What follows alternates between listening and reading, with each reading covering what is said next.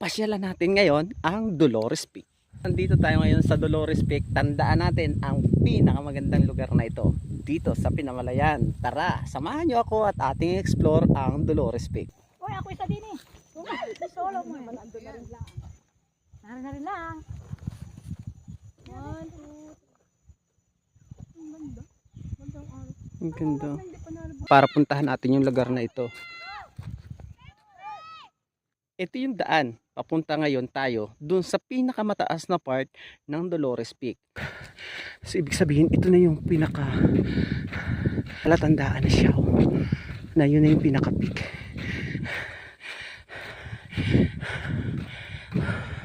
Nakikita ko na. Nilakad ko lang talaga yan.